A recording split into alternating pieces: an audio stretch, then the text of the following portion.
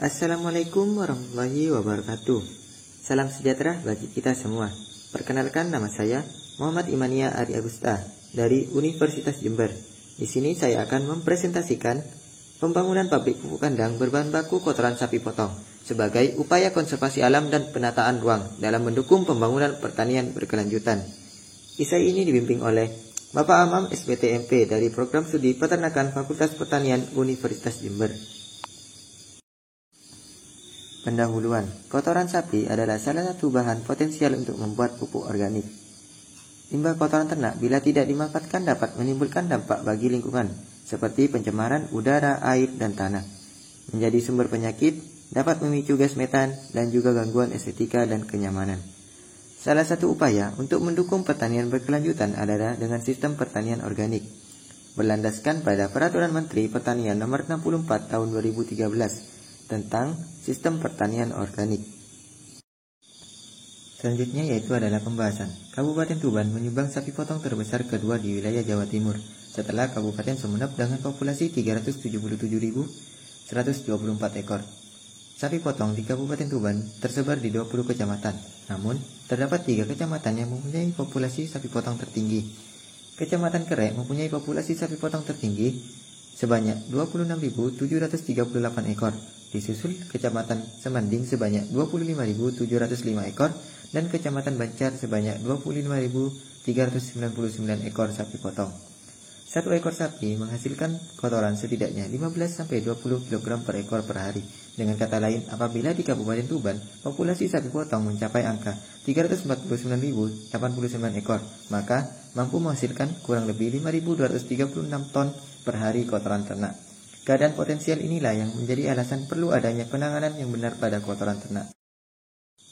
Pemanfaatan limbah kotoran ternak sapi potong dapat diolah menjadi pupuk organik yang bertujuan untuk realisasi pembangunan pertanian berkelanjutan.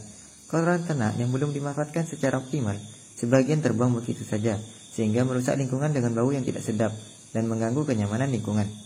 Pemanfaatan kotoran sebagai wujud pemberdayaan peternak sesuai dengan Peraturan Pemerintah Nomor 6 Tahun 2013. Disebutkan bahwa pemberdayaan peternak merupakan tanggung jawab bersama, termasuk diantaranya ialah tanggung jawab sivitas akademisi. Kotoran sapi sangat berpotensi dijadikan sebagai pupuk organik karena mengandung unsur hara makro yaitu nitrogen, fosfor, dan kalium, dan unsur hara mikro seperti Ca, Mg, Mn, Fe, Cu, dan Zn. Rekomendasi pembangunan pabrik pupuk di Kabupaten Tuban. Kabupaten Tuban dengan luas wilayah mencapai 1.905 km persegi memiliki potensi pembangunan pabrik pupuk berbahan baku kotoran sapi. Berdasarkan sebaran populasi dibagi menjadi 3 titik lokasi yaitu Kecamatan Kerek, Kecamatan Semanding, dan Kecamatan Bancar. Lokasi pabrik pupuk dibangun mendekati bahan baku yaitu kotoran ternak agar efektif dan efisien. Bahan baku kotoran sapi yang mudah didapatkan dan melimpah mempermudah proses pembuatan pupuk organik, serta menambah nilai kemanfaatan limbah kotoran sapi yang bertujuan untuk meningkatkan pendapatan peternak, kesejahteraan peternak, dan mendukung sistem pertanian berkelanjutan, sesuai dengan Peraturan Menteri Pertanian Nomor 7 Tahun 2012. Luas tanam di Kabupaten Tuban. Limbah kotoran ternak yang dihasilkan sapi potong mencapai kurang lebih 5.236 ton per hari, atau setara dengan 1.309 ton pupuk organik per hari. Kondisi tersebut mengindikasikan bahwa pupuk organik mampu menyumbang sedikit 75% dari luas tanam lahan pertanian di Kabupaten Tuban. Model rantai pasok pabrik pupuk kotoran ternak.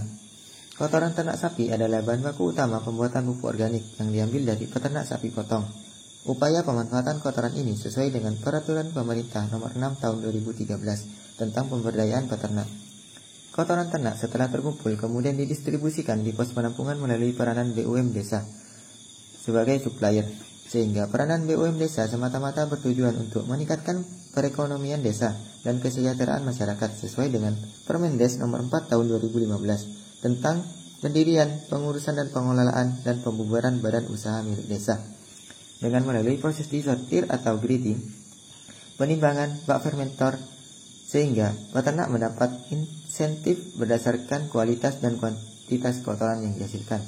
Proses distribusi ke pabrik pupuk melalui tahapan pengolahan pupuk organik, penggilingan dan penyempuran, serta dekomposer atau pengayaan bakteri, sehingga fungsi pupuk sebagai perusahaan manufaktur sesuai dengan Permentan Nomor 2 Tahun 2006 tentang pupuk organik dan pembenah tanah. Produk pupuk yang dihasilkan kemudian didistribusikan kepada kelompok tani melalui kios pupuk, sehingga petani bisa memanfaatkan pupuk organik untuk pengelolaan pertanian berkelanjutan. Yang mengacu pada Permentan Nomor 49 Tahun 2020 tentang alokasi dan harga eceran tertinggi pupuk bersubsidi sektor pertanian.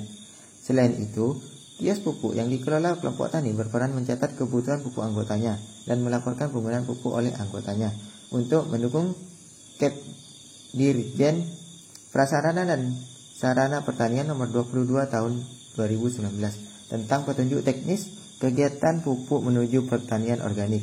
Operasi atau tidaknya pabrik pupuk yang dibangun di Kabupaten Tuban di 3 kecamatan tergantung dari jalan atau tidaknya rantai pasok pabrik pupuk sesuai rekomendasi, sehingga pelaksana teknisnya dibutuhkan SOP untuk mendukung pembangunan pabrik pupuk kandang berbahan baku kotoran sapi potong.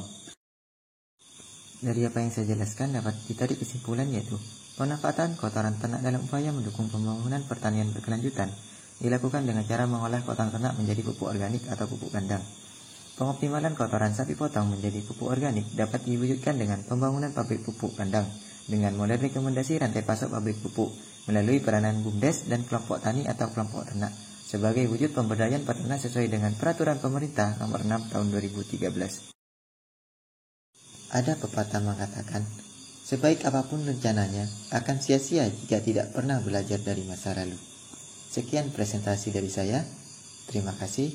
Wassalamualaikum warahmatullahi wabarakatuh. Peternakan UNED bersama kita bangun Nusantara.